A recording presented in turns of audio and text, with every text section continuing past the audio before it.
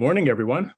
I'm Dr. Kim Allen Williams and Chair of Medicine here at the University of Louisville, and welcome to this week's version of our Medical Grand Rounds. To introduce our speaker, who will be speaking today on PCOS, is Dr. Sri Mushagundam, who is our Chief of Endocrinology.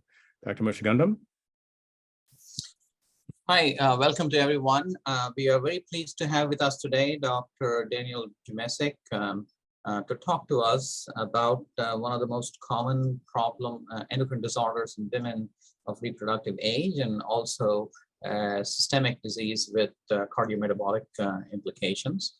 Dr. Dumesic is professor of obstetrics and gynecology at UCLA, graduated medical school from the University of Wisconsin, completed his residency in obstetrics and gynecology at University of Wisconsin and UCSF, did fellowship in reproductive endocrinology at UCSF, and went back to University of Wisconsin as faculty, where he rose from assistant to associate professor, and then moved to the Mayo Clinic, where he became professor of obstetrics and gynecology, was chair of the reproductive endocrinology and infertility section, director of the assisted reproduction program, and also served as chair of obstetrics and gynecology.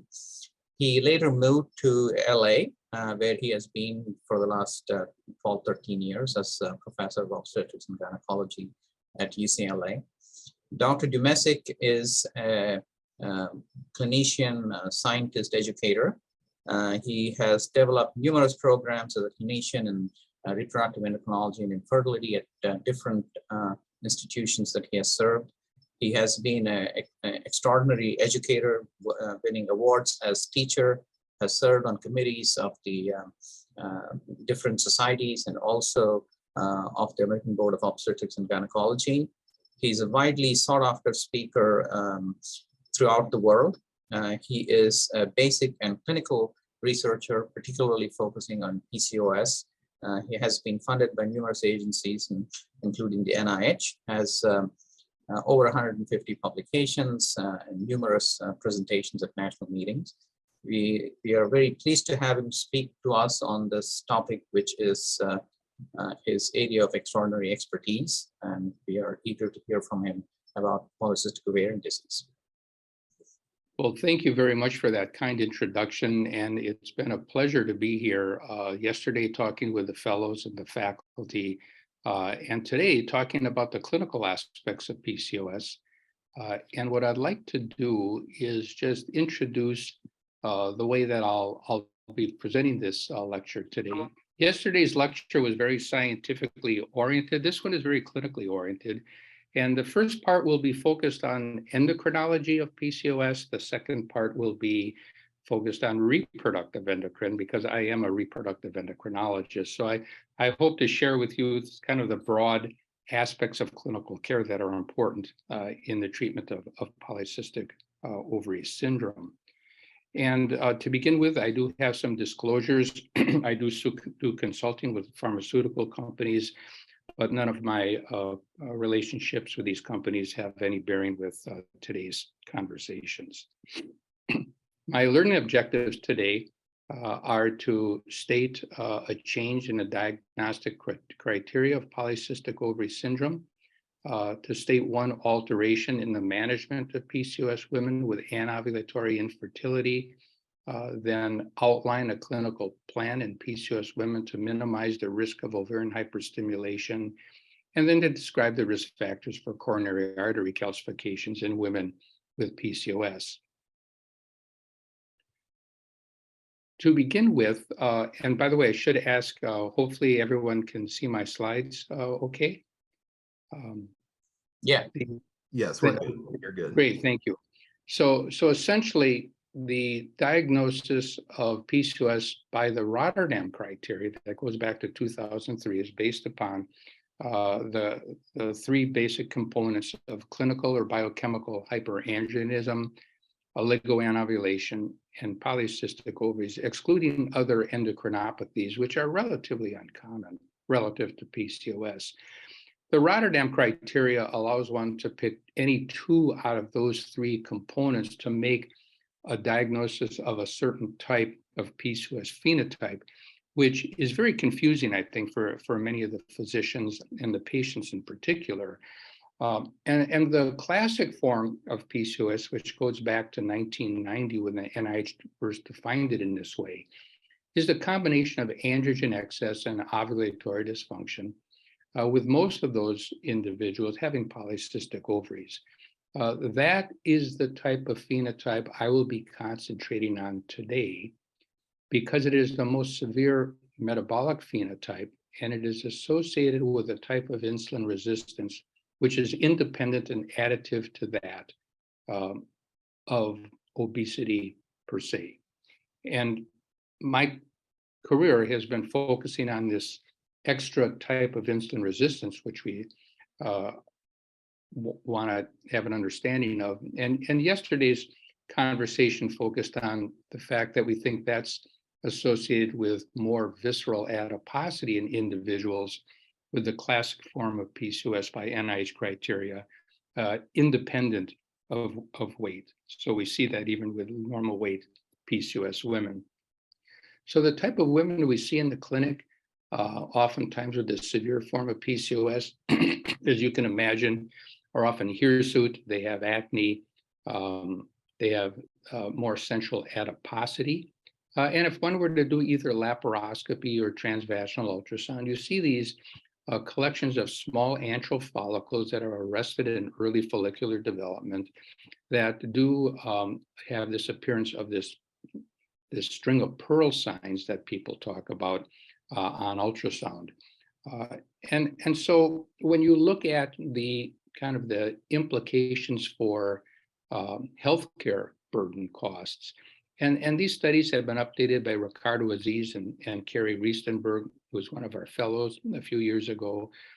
You can see that when you look at the overall cost, it's about $8 billion in healthcare costs. And it's pretty equally distributed between long-term morbidity associated with metabolic dysfunction and reproductive abnormalities that center around hirsutism, infertility, and menstrual irregularity. And there's also a burden associated with a higher risk of gestational diabetes and hypertensive diseases in pregnancy. So in this sense, it's a tremendous healthcare burden to the industry in the United States. I'm going to try and take this off here a little bit so you can see a little better. Okay, so this particular paper is a recent update of the international recommendations of the PCOS Society, which date back to 2018. Elena Titi from Australia was the individual who headed this particular consortium. I highly recommend it because it's a very easy read. It updates you with all the current recommendations. I should say it's being revised again, but has not been republished. But if you look at this reference, I think you'll get a lot out of it in a very short period of time. It's a very, very straightforward and well written. So I'm going to share with you a few thoughts that have come out of that recommendation. The first is in some of the aspects of diagnostic criteria relative to blood testing. The first is that the recommendation is that the testosterone values that should be measured should be done early in the morning because there is a diurnal variability to testosterone because part of it's also produced by the adrenal gland. And it is recommended that it's done in a reliable laboratory. We generally use liquid chromatography and mass spectrometry to eliminate some of the impurities in the blood before we measure the testosterone. The 17-hydroxyprogesterone is a measure of the adrenal gland. Can be done and should be done in women at risk for late onset congenital adrenal hyperplasia. And you see below some of the ethnic groups that are particularly susceptible to this disorder.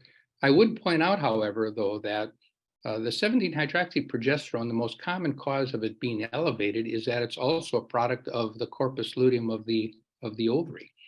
So the most common cause I see of elevated 17-hydroxyprogesterones in the clinic when they're referred to me is that they just were measured in the luteal phase of a menstrual cycle in a woman who happened to have ovulated. So I generally measure it in combination with a serum progesterone so that I can prove that if the progesterone is low and the 17-hydroxyprogesterone is high, I know that the 17-hydroxyprogesterone is coming from the adrenal gland and not the corpus luteum of the ovary.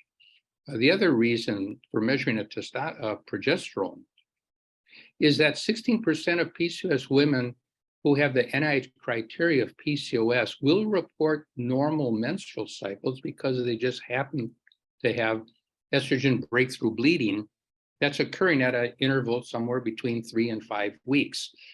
So measuring a progesterone in the presumed or estimated luteal phase of a cycle, and if that progesterone is over 3 nanograms per milliliter, that woman has ovulated.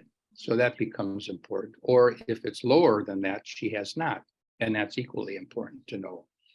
The adrenal DHEAS marker can be elevated in some women who present with the symptoms of PCOS despite a normal testosterone value, although it's rare that the DHEAS alters your therapy.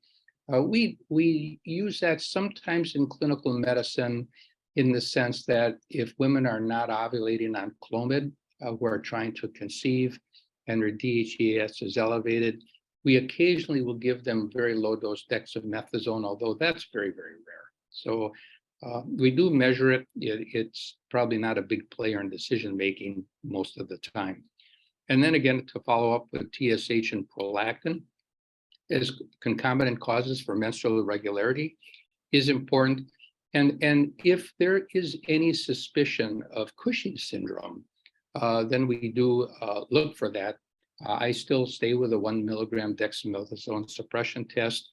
I know many of the endocrinologists at UCLA have moved to salivary cortisol or urinary cortisol measurements over 24 hours.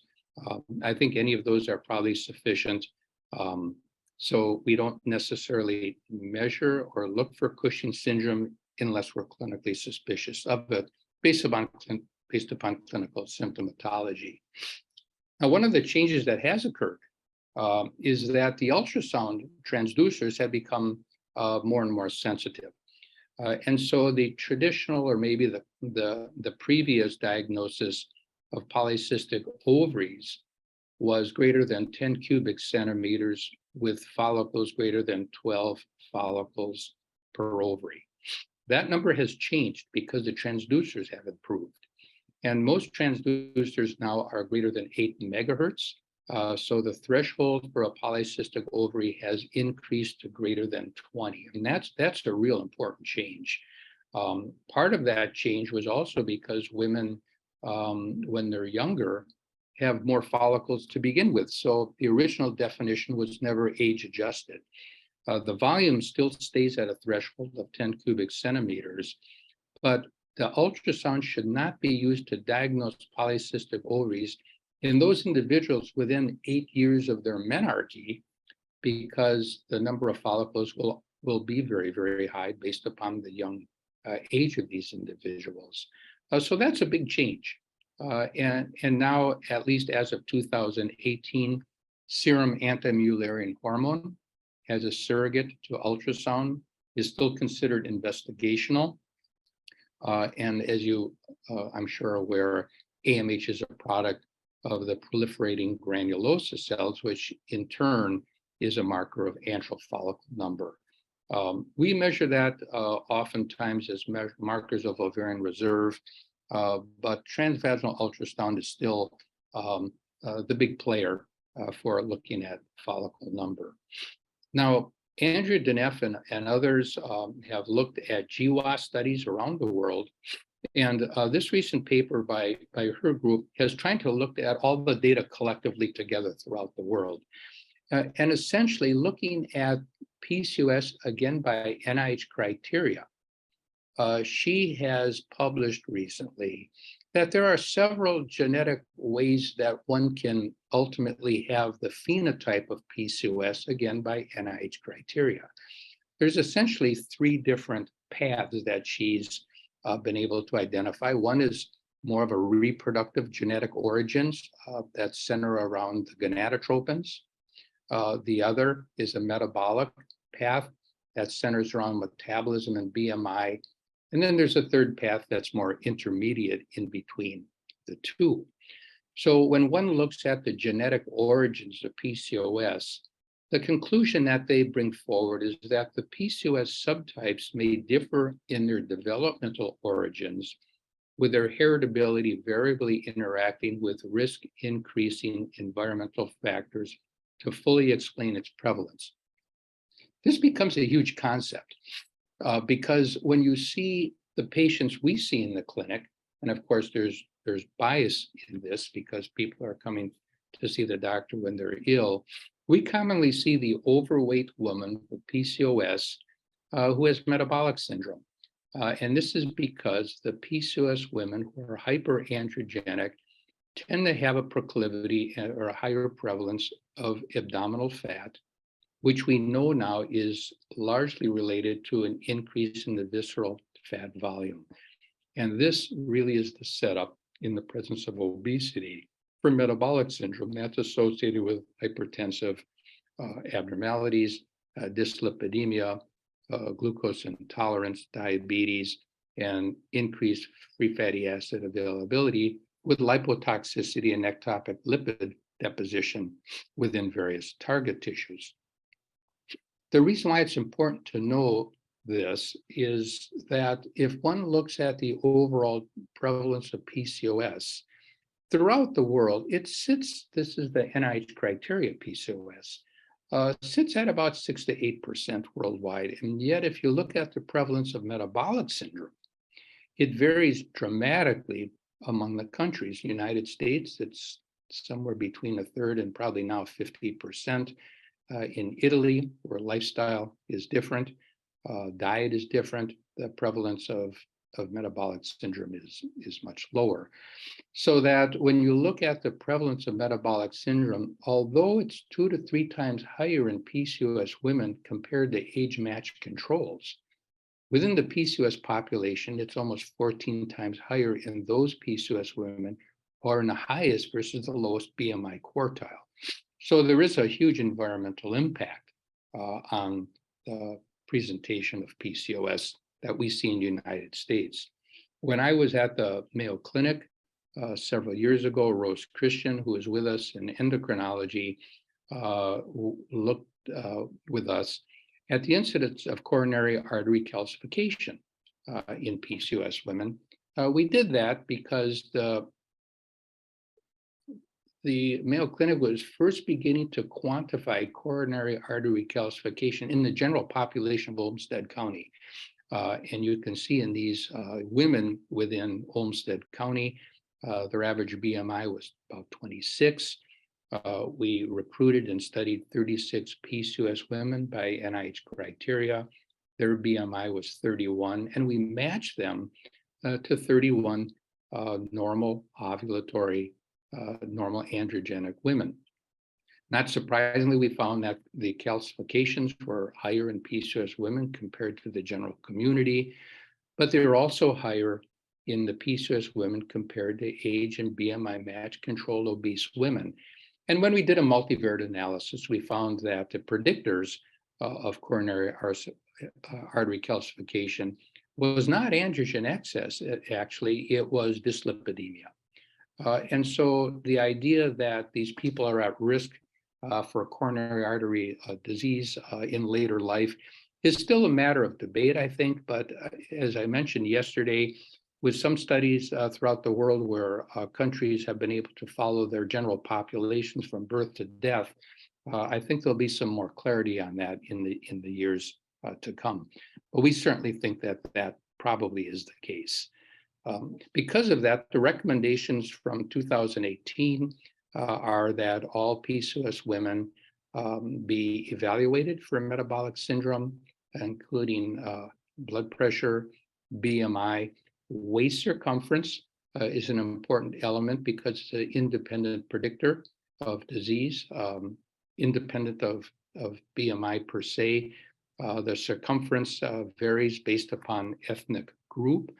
There are some recommendations that people have raised that should be part of the vital signs of all women.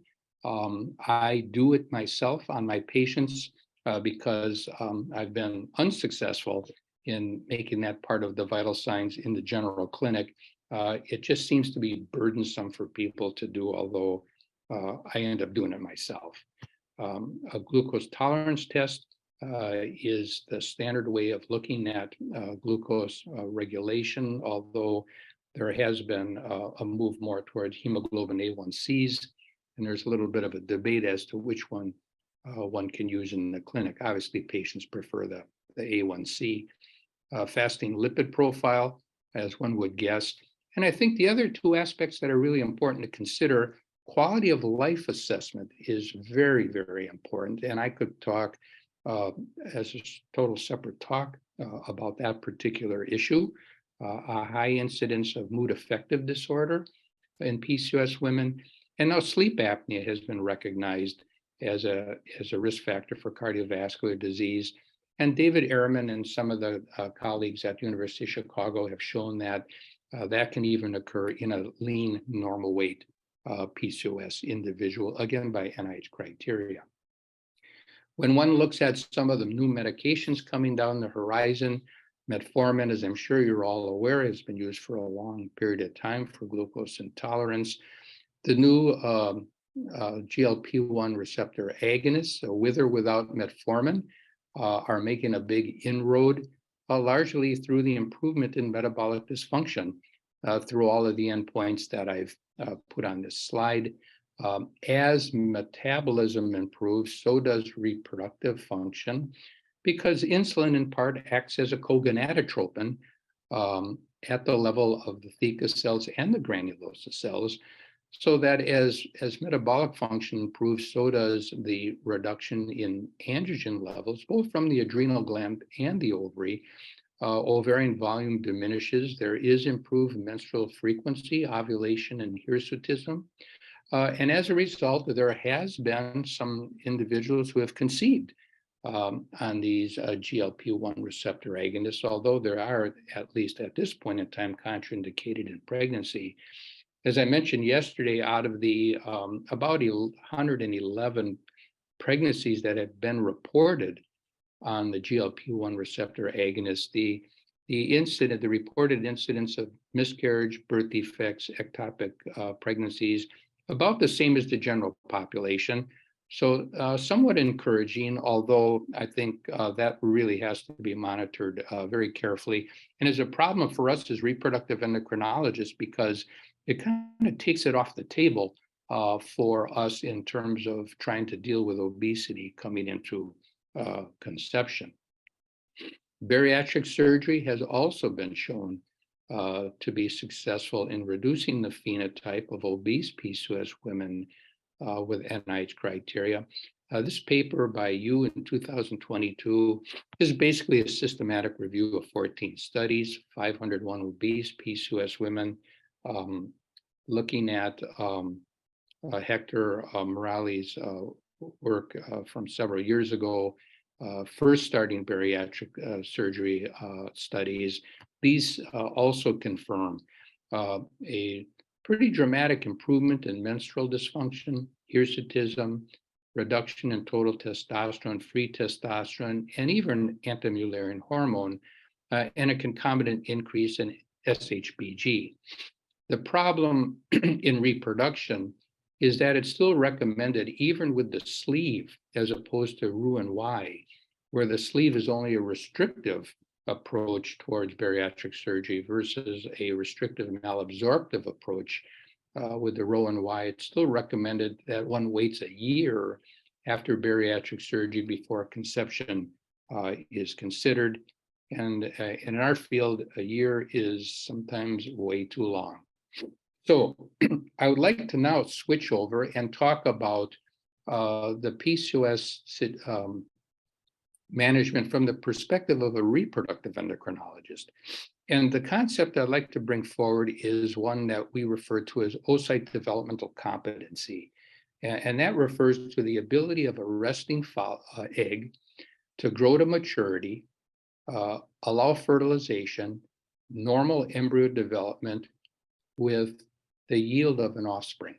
That's a huge, huge definition. So let me walk through some of the challenges in terms of egg physiology. The resting primordial follicle has an egg that is arrested in its development, and during its early growth in the preantral ovarian follicle, where a small fluid collection called the antrum has not yet developed, the egg is actually growing and laying down the transcripts that it will use months later at the time of fertilization and embryo development. This preantral growth phase is anywhere between 3 and 6 months in duration. So a lot of things happen with the egg way before we see the patient. Then when the menses occurs and we do an ultrasound, we see these small follicles that have antral fluid collections that are about 2 millimeters in diameter. That's about the time they become responsive to gonadotropins, and that's when we stimulate them with various agents to have them grow over the next couple of weeks. When the antrum reaches a certain developmental size, which is generally about 18 to 20 millimeters, the patient can either have an LH surge and ovulate, or we can give HCG to induce ovulation. This results in final maturation of the egg, resumption of meiosis, and allows that egg to be fertilized. So the problem we have is oftentimes the egg has already determined its fate before we even see the patient. Now we know through non-human primate studies and also human physiology that androgens will actually increase the size of the ovary and increase the movement of these resting follicles into these primary and secondary preantral follicles. These are studies that have been done in rhesus monkeys, but go along with human physiology as well. And therefore, there's several mechanisms for follicular arrest that we see that causes these polycystic ovaries where the small antral follicles are arrested in development. The first and common is that the elevated 5-alpha reduced androgens that are locally present in the follicles in high concentrations actually inhibit granulosa cell proliferation and aromatase activity. We also know that high levels of anti-mullerian hormone, which are also characteristic of polycystic ovaries, inhibit FSH-induced recruitment and follicle selection, while hyperinsulinemia not only induces premature follicle luteinization and arrests the follicles, it also promotes hyperandrogenism in a feed-forward system because it acts as a cogonadotropin.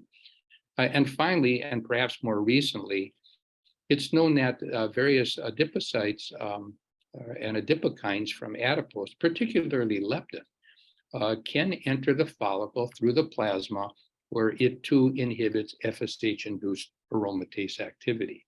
So there's many mechanisms for follicular arrest, and they all interact together.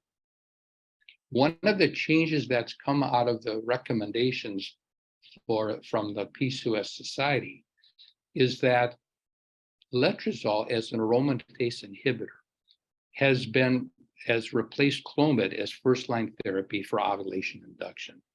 Part of this is related to the fact that letrozole has a short half-life compared to Clomid. So in addition to having a slight increase in success rate in ovulation, both per cycle and per patient, it's also associated with a increased chance of a singleton pregnancy after ovulation. And that becomes one of the goals in reproductive physiology, is to limit the risk of multiple birth. And also you see here that the live birth rate per cycle is also increased. So I think one of the big changes paradigm in medicine has been this introduction of letrozole to replace Clomid. That doesn't mean one can't use in combination Clomid or letrozole in combination with metformin. There's various combinations one can use, but first-line therapy in a naive patient is going to be letrozole. Now, if one fails first-line therapy, then we have some secondary strategies. Low-dose gonadotropins have been used with a very low step-down dose, which means one comes in and works up, I should say step-up dose. One comes in with a very low dose of gonadotropin and then moves up very, very slowly over sometimes weeks. One can induce monoovulation of very high probability. Success rates are good. Multiple birth rate with very careful monitoring is about 6%, and the risk of hyperstimulation is fairly low. The challenges there are obesity, to manage the dosing, an alternative, second-line therapy, laparoscopic ovarian drilling. It also works well. Not used as commonly today, but in parts of the world where access to gonadotropin therapy and the surveillance required for it is limited, laparoscopic ovarian surgery is still done. It works well. Success rates take longer to occur over several years because one wants to monitor spontaneous ovulation and then introduce some sort of ovulation induction if that is unsuccessful. But overall, over 2 years, the success rates are very good. The problem is associated with pelvic adhesions in some individuals, and also it's less successful in people who are obese. So what you see in the gonadotropin and surgery field is obesity still becomes a problem in dealing with these patients. Finally, in vitro fertilization, traditionally considered third-line therapy, although it kind of moves up in the armamentarium in terms of management. If there's concomitant disease, male factor infertility, blocked fallopian tube, severe endometriosis, these people will move right into IVF. And more recently, with the recent ability of us to do genetic testing on embryos to rule out aneuploidy and lower the miscarriage rate, IVF is becoming much more aggressive. And some have argued that when you're giving gonadotropins to individuals and you just can't control monoovulation, there's just too many follicles that are growing, that one can move to IVF because essentially you can control the multiple birth rate because you can freeze embryos and put them in one by one and essentially eliminate the multiple birth rate or probably lower it to about 2% because the identical twins still do occur. So that gets us into PCOS and assisted reproduction, where now the problem becomes the risk of hyperstimulation syndrome. This is a very serious disease. It's essentially a life-threatening complication that's characterized by large ovarian enlargement, high serum estradiol levels, and this extravasation of fluid into the peritoneal cavity, sometimes into the chest cavity, leading to essentially a higher risk of thromboembolism, renal failure, electrolyte imbalance, ovarian torsion rupture, we've seen, and there have been deaths associated with ovarian hyperstimulation syndrome. It's related to HCG administration and only occurs if the follicles become luteinized, because the mechanism induced is the mechanism for hyperstimulation is through the induction of ovarian vascular endothelial growth factor. And I also like to state that insulin is a co-gonadotropin, which further drives VEGF. So these people are at tremendous risk. I trained back in the 70s, and when IVF came into the United States, we would do paracentesis on people. We always had 2 or 3 people in the hospital, and there were deaths associated with it. Nowadays, people almost never see it anymore. And the big inroads in assisted reproduction have been how to minimize the risk of ovarian hyperstimulation syndrome. As I mentioned before, the mechanism is not estradiol. It's just estradiol just happened to be a marker for the number of follicles. It's actually mediated by VEGF, which induces angiogenesis and vascular permeability by interacting with its receptors. We initially thought that it would lower implantation rates because it would affect angiogenesis of the endometrium. That was not found to be the case. And then it was realized with some of the groups in Spain that dopamine receptors were present in the follicles, and actually dopamine agonists can block VEGF-mediated vascular permeability without altering the endometrium. And this became a huge advance. You can see the Alvarez study from 2007 kind of dates when this started being explored in great detail. And that introduced the ability of cabergoline as a high affinity dopamine receptor 2 agonist to essentially cause VEGF receptor 2 dephosphorylation and minimize the risk of hyperstimulation. In their studies where they used egg donors who also were at great risk for OHSS, they showed that they could decrease the prevalence of moderate OHSS from about 44% to 20. And that would be, by today's standards, still considered extremely high risks, but nevertheless showed that this is an option. So nowadays, when we're doing IVF on our PCOS patients, most of these people, we're probably going to do genetic studies of the embryo anyway, so we're not going to do a transfer. We're going to freeze those embryos.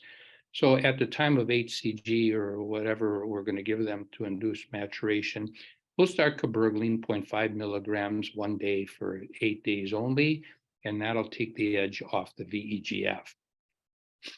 The bigger and perhaps more dramatic improvement has been the introduction of GnRH agonist trigger. This is called the LH trigger. And this idea is brought about by the fact that when one develops all these follicles and they're ready to ovulate, rather than giving HCG, which has a very short half-life, very long half-life rather, you can give people, if they have a functional hypothalamo-pituitary unit, you can give them Lupron. And this will induce an endogenous LH surge, very short half-life. And this will be sufficient to have the eggs undergo the resumption of meiosis. The problem when people first started working with this is that it induces luteolysis of the corpus luteum, and it knocks out the corpus luteum. And at the time, the problem was, well, if we did an embryo transfer, we wouldn't have the progesterone. The bottom line is that became a moot point because when people are at risk for hyperstimulation, you don't want them to get pregnant anyway, because the HCG of pregnancy will flare the disease. So nowadays, although there are some challenges of the corpus luteum in those people who want to actually try and replace an embryo fresh, that really is not a problem. We oftentimes give the cabergoline, and rather than giving HCG at the time of egg maturation, we give a Lupron trigger, and that has essentially almost eliminated the risk of hyperstimulation. And the times people do have hyperstimulation despite that management, they're often case reports. And to tell you the truth, some of our fellows have never seen it. So that's a good thing.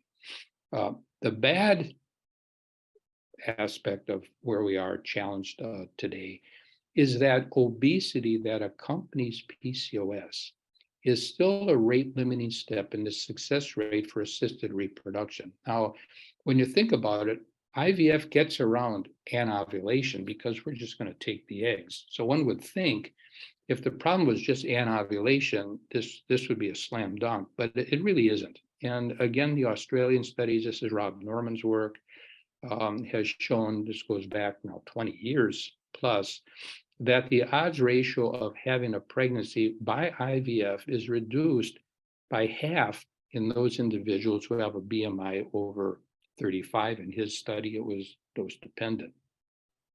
So the question is, well, what's the problem? If we're getting around anovulation, where is the problem? In large part, it's at the level of the oocyte. And we know that for several reasons. First of all, if you study the eggs, which you can do with IVF, you're watching them in the laboratory, the eggs do have, and these are all women with obesity, by the way, they have abnormal morphology, fertilization rates, and embryo development. If you study the blastocysts, which are embryos that have been grown out for about 5 days, in these individuals who are overweight or obese, they're smaller, their cells are abnormal, they carry more triglyceride.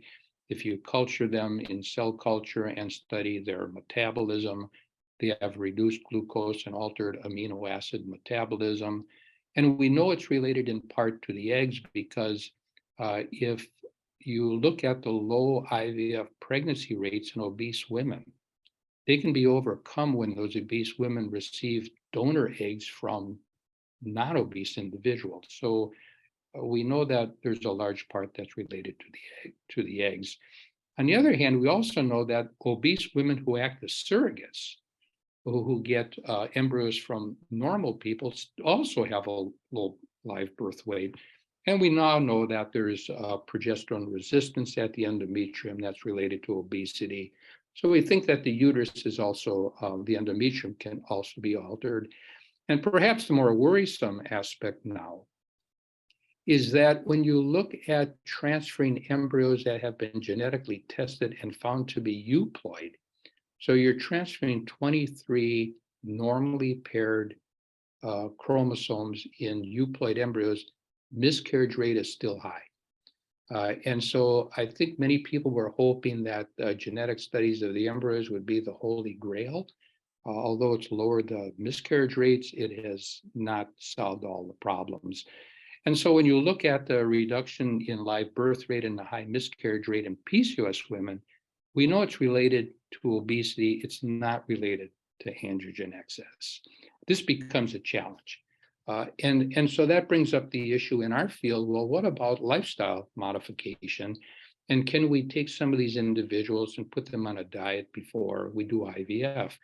This is one of many, many studies, but I like this one because it's a randomized controlled trial looking at weight loss. I believe this is a 16-week trial of women who are obese, but not massively obese. There's an upper limit here. And they've gone through weight reduction prior to IVF. They've been randomized. So individuals with a very aggressive lifestyle management strategy have, prior to IVF, lost about 9 kilograms. But if one looks at the overall live birth rate, and if one also looks at the PCOS women in this study, live birth rate, no impact on live birth rate, nor an effect on preterm labor, small for gestational age infants, preeclampsia, or C-section rates.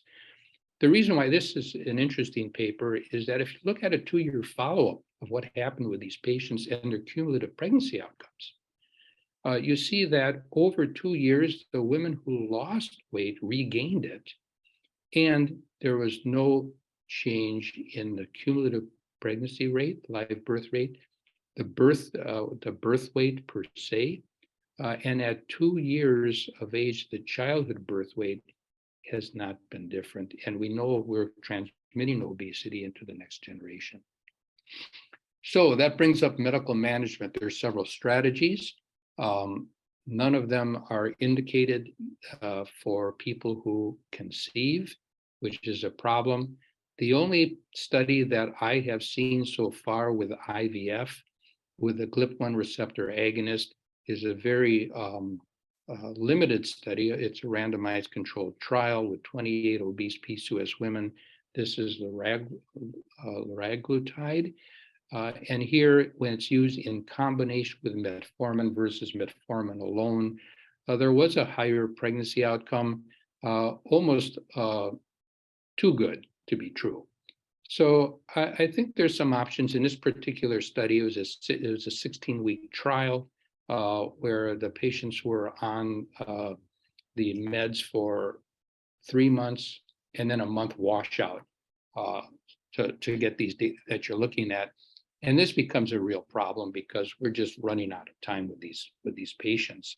One of the things that we talked about yesterday was somewhat disappointing data with metformin in pregnancy. This is the Norwegian PregMet trial that randomized PCOS women to metformin at about 12 weeks of gestation and continued it through gestation. Somewhat surprisingly, the individuals who were randomized to metformin actually had children that were at the end of the trial, their odds ratio of being overweight or obese at 4 years of age was increased. And those data continued up until now when they're about 10 years of age. So the metformin now has, and this may be because metformin acts to block part of the electron transport chain of mitochondria.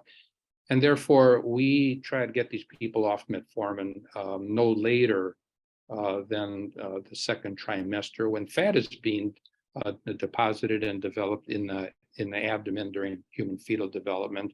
Sometimes we can get them off even earlier if we can. So that's been a bit of a change.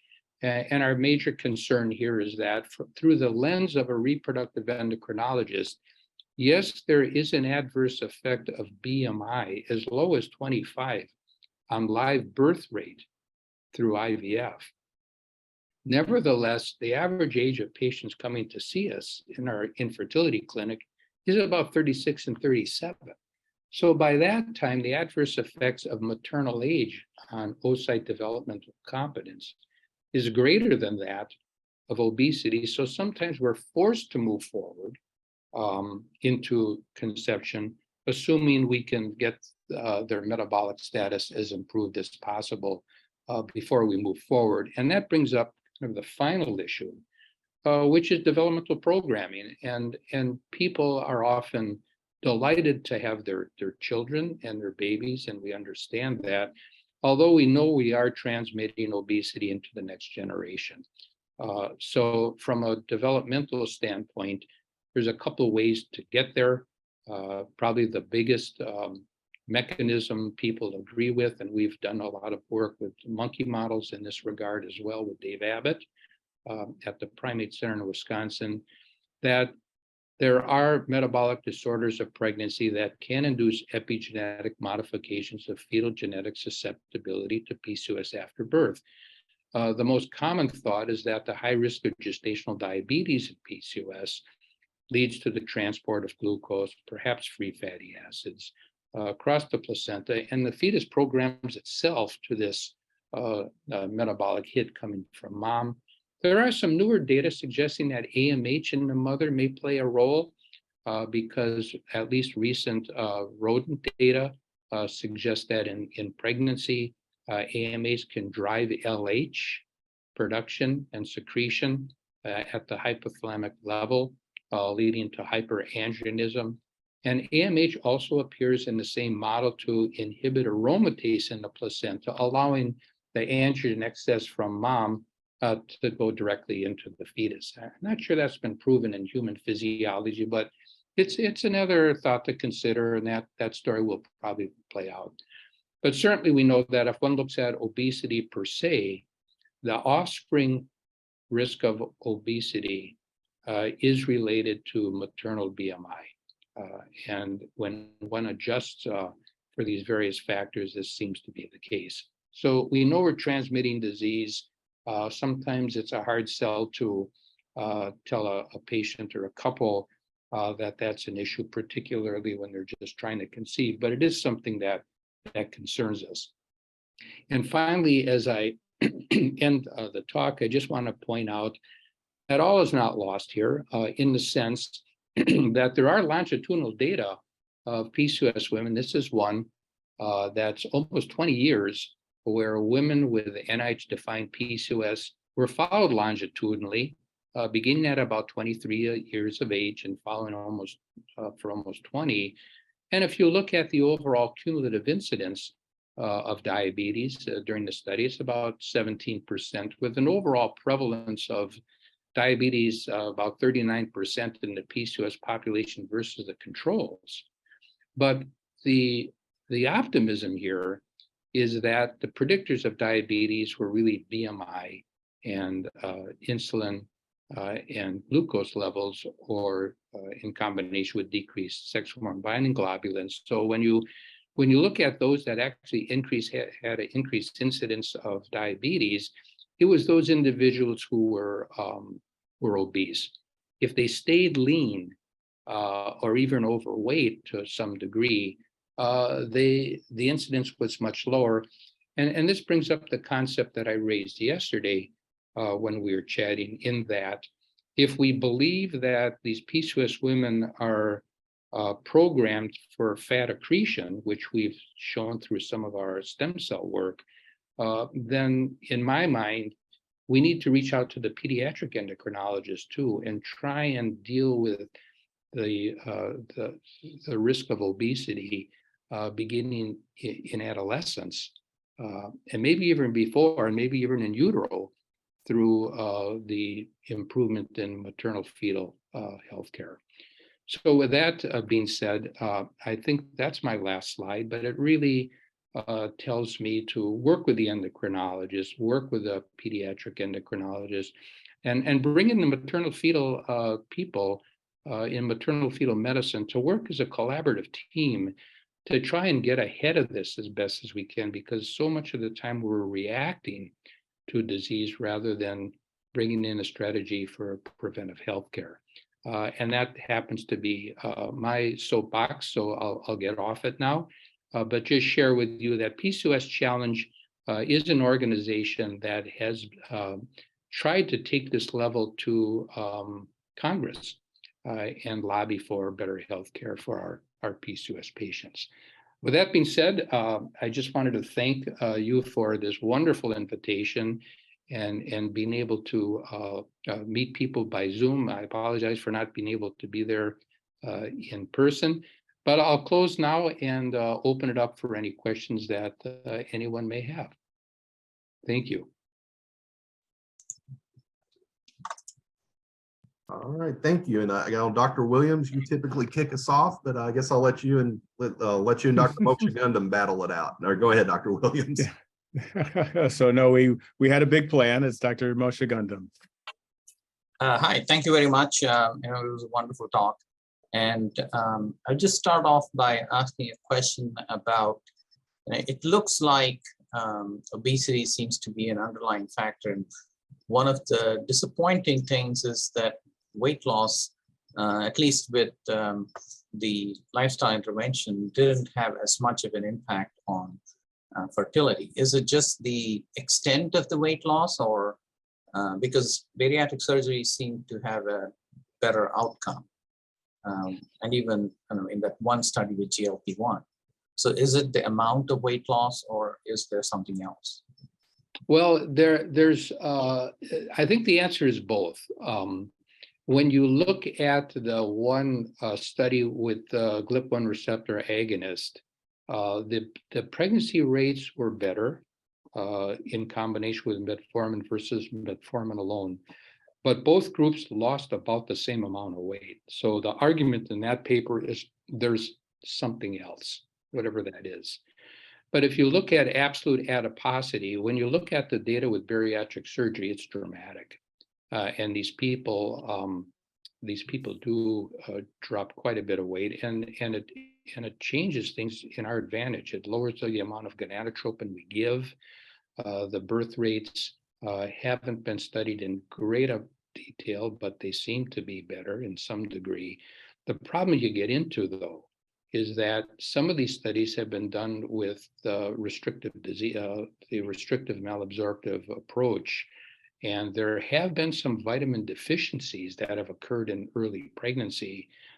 I know of one case which is more apocryphal. I'm not sure it was ever published, where there is a vitamin A deficiency leading to a birth defect in people after severe weight loss with bariatric surgery. So the problem we get into is you got to wait with bariatric surgery, and the recommendations are still a year. So yeah, I think Shri, it's both. And what that missing factor is from the raclotite study, I think is unknown at this time. Thank you. All right, as I say, Dr. Dumesic, we have a couple of questions from the chat area, and one is from Dr. Levinson, one of our retired researchers, and he actually attended yesterday as well. He says, thank you, Dr. Dumesic, for 2 superb, very clear talks.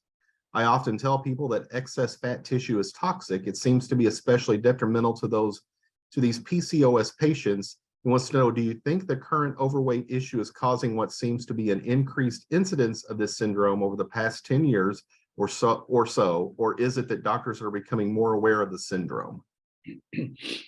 It's probably both, but the incidence does seem to be going up. Not necessarily the incidence of the genetic disease as it is the phenotype. So what you're seeing is as people gain weight throughout the world, there are more and more people that are becoming the NIH criteria diagnosis because they're gaining weight, and as a result, their SHBG goes down, their free testosterone goes up, and now they become hyperandrogenic as well. And we know that androgens, testosterone inhibits progesterone negative feedback on the hypothalamus, so their LH starts going up on top of that, and then you're in a feed-forward system. With that being said, there are people that have healthy obesity, if you will, and unhealthy obesity. And we know through studies done on fat biopsies, the size of the adipocyte is a factor on that in terms of controlling ectopic fat in tissue outside the subcutaneous area versus fat in the proper storage. And what I didn't share with you yesterday is we know fat size measurements on these adipocytes in PCOS women. In the normal weight women, they're small. So they can take quite a bit of fat. But by the time you get into obesity, and we have studies on this I didn't show yesterday, their adipocytes are very large. There's hypoxia in that area. The classic inflammatory cells move in, and now you have this lipotoxicity. So I think what's happening is that as weight goes up in societies, you are having a higher prevalence of the severe forms of PCOS because you run into lipotoxicity where you just can't store that much fat in the proper place, so it starts trundling out into ectopic target tissues and locations. So one other question that I had was, with the study that you showed with the coronary calcium scores, which was done probably 20 years ago in Olmsted County, I'm sure they are following these women. Is there any data on coronary events, or do they have follow-up data on these on this population? Yeah, I don't know how they followed them at Olmsted County, so I don't know where those data are because I haven't been at Mayo for quite a long time. As we talked about briefly yesterday, Dr. Winters and Evelyn Talbot actually were looking at some of those data many years ago, suggesting that there might be a higher risk of cardiovascular disease and stroke in these people. The data has been a little bit muddled because they're all cross-sectional data as opposed to longitudinal data. But I think you are going to see some data suggesting that there is increased risk in these people of actual disease as opposed to markers of disease. Because in certain countries, including Australia, people have data that goes from birth to death, and they can look into the medical records. And although some of the data are limited through epidemiological, methodology, where you're looking at medical records to see who has PCOS and who doesn't, but at least you can control for the worldwide obesity epidemic. It does appear from some conversations I've had and seen with preliminary data that there is going to be a higher risk of cardiovascular disease in these people. I don't think I've seen that published in longitudinal data yet, but at last year's meeting at the PCOS Society, people were starting to talk about those data. So I think you're going to see that come out hopefully in the near future. Thank you. All right, there's a couple of questions from the chat area. I'll try to get these in. One is from Dr. Robert Emmons. He is in our our cancer and blood oncology and bone marrow transplant area. He wants to know, given the problems with adipose tissue, is there any evidence that increased muscle mass or decreased affects these issues? Is there an advantage to not only losing adipose but gaining muscle? Well, that's an excellent question. The answer is yes, there is an advantage. There's a researcher here, a clinical researcher here at UCLA. Zapping Lee is her name. She works in endocrinology. She did a study with the VA at the VA with veterans. They're working on very aggressive muscle building exercise, and these were done, I believe, mostly in men. But nevertheless, with increase in muscle mass, they could reverse many aspects of metabolic syndrome. So we know that's helpful there. In the IVF literature, there is one paper that shows that increased muscle mass independent of weight loss improves pregnancy outcome by IVF. So we think there's a very strong role for that. To bring that into clinical care becomes challenging because of the time commitment for it. But I think that's a very, very important aspect of the healthcare management. All right, and just one last question real quick from the chat. It's Dr. Philip May, one of our community doctors. He's been attending with us for a long time, attending our grand rounds for a long time. It says, regarding the lifestyle studies, do they provide specifics on the amount or level of meaningful physical exercise obtained by the patients? Physical, so this is still kind of onto the story of the physical exercise. They do, maybe not to the point that the question asks. If you look at the protocols, they're heavily weighted towards nutritional aspects that are managed weekly or monthly or combinations of by nutritionists in the and dietitians in the clinic. Some of them get into the actual physical activity, but not so much. That one IVF paper I talked about did more than the others, but I think probably not to the level that the question really demands. So I would say that there's an opportunity there. All right, I think that's it. Thank you very much. We're past 9 o'clock here. I know it's still 6 o'clock for you there. So, thank you very much for both the talks, and we'll meet you again sometime. Certainly. Oh. Yeah. Well, thank you so much for the invitation. And one really quick thing here at the end, we have a tradition here with UofL Department of Medicine for our grand round, or especially our guest grand round speakers. We like to get you a little gift, a little something that's synonymous with Louisville. So you will be getting your very own personalized Louisville Slugger bat. All right. Yeah. That'll be awesome. Thanks. Yeah. So we'll get. Now, will all of you sign it? We can try. I guess we can try. I guess we can see. I've got some Sharpies. We can see what we can do. But, Dr. Williams, you have anything you'd like to close with, or?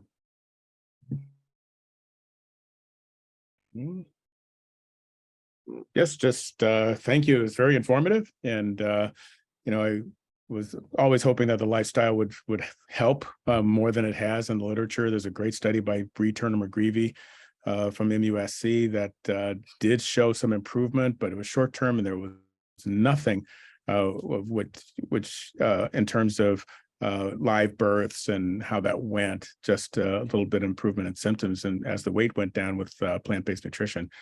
So we've got a long way to go in terms of lifestyle. So thanks so much.